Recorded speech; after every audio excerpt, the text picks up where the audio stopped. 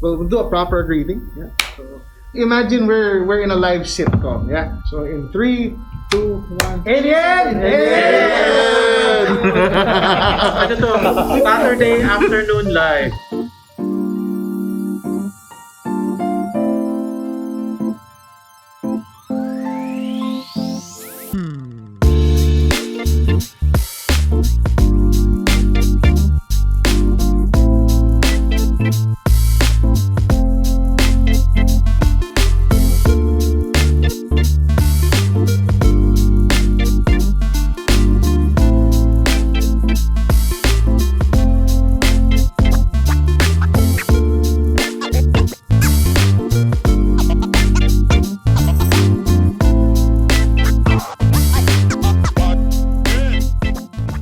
Ladies and gentlemen, welcome to a very special video presentation by the G3 Podcast. Guys, I'm with Notch, of course, Captain Mike over here. And joining us today is a very awesome time for us to talk about something we all love, which is, tabletop. And to my left is Mr. Ron Villaver. Hi everyone. Hello. And of course, Freddie. Hello.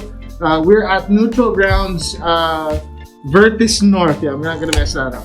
And we're here to talk about the various games that are right in front of us, but particularly one game that has just been released, and that is Plataporma. It's the smallest game. It is the smallest game in the selection. But the most relevant one today, during this time, right? Yeah. And we're going to talk to them about it, just give us a little bit of idea of how it came to be. And then we'll do an actual game. You see him from Variable Play, if you guys watch the live streams. Tell us a little bit something about that, and how did this baby come to fruition? To arrive to this one, you actually need to start with my first game ever that was published in the Philippines. It's called Codes and Verses. We published this 2015. Yeah. And a year later, we had our elections. And I conceptualized the first edition of Plataporma way back 2016. Wow. Okay. At that time, it was because I presented it to Sir Freddie and hey, it looks good, but it is also very scary to print. At the 2016 era. Yes. Okay. And so what happened was I went for it as a print and play. Okay. I released it online. People can still download all of the files. They can make their own. Oh. It doesn't look like this. It looks like a ballot. So it's black and white. It had the reader lines on the side, and it's a similar system, but it was just presented differently. Right. That was 2016, and the idea then was we wanted people to talk about the topics, talk about the current issues, and then add in your favorites, add in your favorite candidates, and also we mix in people that are not necessarily you could refer to real people. They could be fantasy, fictional characters. Medyo open siya. Yes. Okay. So at that time, we had Trump there, we had Batman, and we had Trump and Batman, why not? sure. Running for office? Yeah. Why not? Mayor Bruce Wayne. Oh, there was way. Exactly. And we even had a lot of Game of Thrones reference. So that first edition, I don't know if you guys remember, the person who was doing the sign language, she was trending at that time because she was running after all of the comments. So she was there and people recognized it. Then, of course, now people don't remember that fact. So, and we were even interviewed by, I believe, Channel 5. I'm not sure if they were not as eager to put it on prime time. So I think they aired my episode Sunday morning at like 5 in the morning. just to be sure. Para lang safe. Para lang sure na mahirap na. Oo. So, we were... So, throughout those years, I would update Plataporma because the system is very simple. There's an issue and you are pitching your candidates to the current voter of the round, and if you win the pitch, you get the point. And race to 3 points. That's it. That's how the game works. So I updated it a few times. There's a World Edition, there's a Teens Edition, Nice. and then finally, I think started last year. Yeah. Like, sir, I think I have the formula going, and also the way to print it. So that's how we went about it, and now we have this edition where it's a bit of a multi-use card. You have the candidate and the topic, and we also ensured that the colors were chosen carefully. Yeah. Ano yun? That's an important thing. Yung kulay. Yeah, the colors are as neutral as we can get them. Let me just put it out there. Medyo weird ang Pilipinas. Because colors are, universal eh. Yeah. Universal. And then, you Yes. have to choose between. But it is the norm, or at least it's how Yeah. How it's trending. Yeah. how society is reacting. So Yep. just so we can have Yeah. we can reach more people. So we mathematically measured that such that this is both green and blue, and people can see it green or blue. So just so that it has that enough mix. Yeah. So we even entered the neutral zone. We are Switzerland. the neutral chromatic sphere. Yes.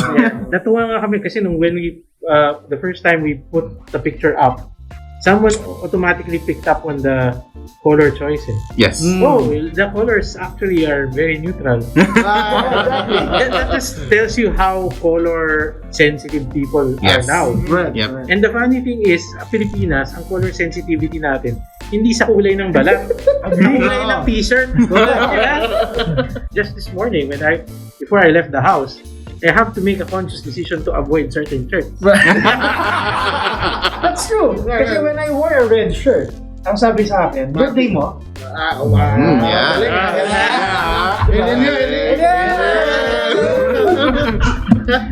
Okay, well, that's why you never go wrong with black. So, just wear black. And syempre, feeling. Oh, yes. We look smaller than we are. The original Plataporma was also black, but there was also we did the research. There were also some sort of people connected also to certain groups. So because of that, we decided to really try to which spectrum can we, at least for now. But then again, in the future, if they say, hey, that's a neutral color and I want to be that platform, then wala na. Yes. There's a lot of kasi like sabi nga niyo, the game's been designed since 2015. But even then, nung time na yun, I had some reservations because the game had a lot of proper specific, Full name. very, very specific full name. Yeah. And I didn't want to do that because dahil full name siya, parang that's really that person. Right. Yeah. Diba? So even if the game itself doesn't have an opinion on these people, The person playing it night. yeah, but it's a specific person pa rin eh.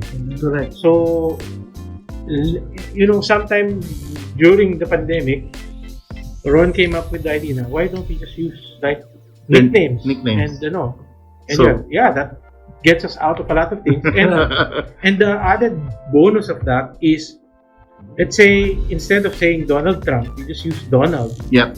Donald can be Or Donald Duck. Or Duck. Donnie. Right. Donald Duck. Yen. Donald. It can be any Donald. Pwedeng yung Donald na kilala si Mang Donald. It freed up. It freed up the game. Yeah. And it gets us out of that predicament of having the specific politicians in the game. Correct. It's taking my hardest to stop me from making jokes. Promise. Hindi pa tayo naglalaro niyan. Nag-iisip yung utak ko, parang ano kayo pwede ko sabihin dito? Pero ako may question ako.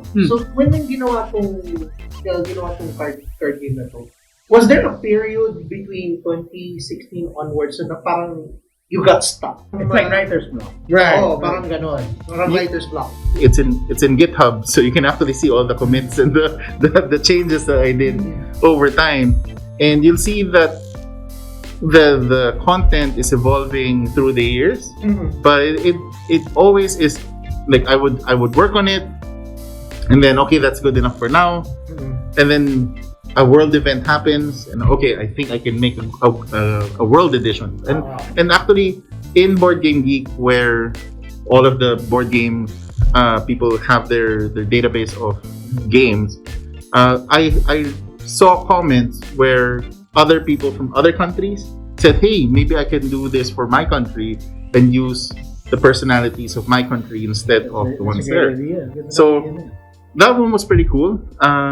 So in terms of getting stuck, it was more of like a seasonal thing. In terms of the design, I think because it's a very simple game, the ideas back in 2016 still kind of applies to the form today.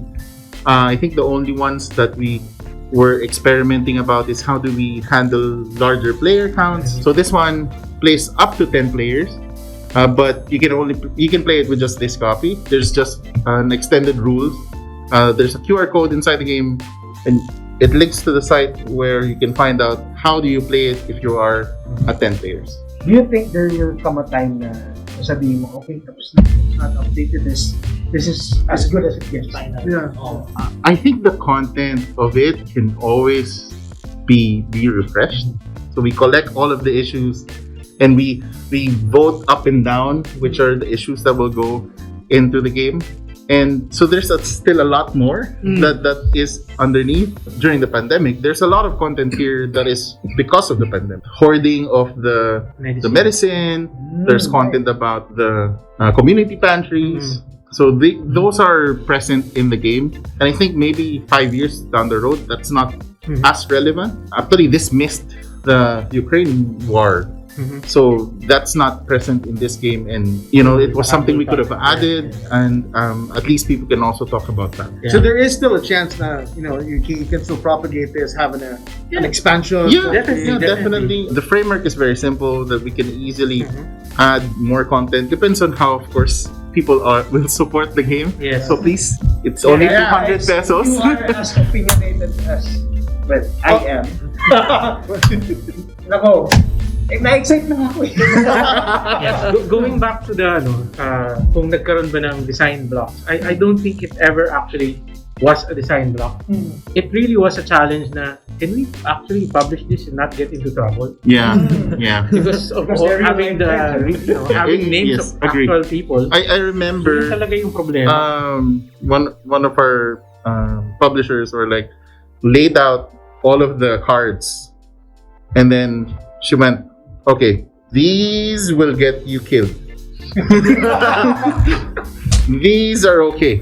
Like, okay, that's 80%. That's half. Tapos yung usually okay, lagyan natin sa box. Sama natin sa box.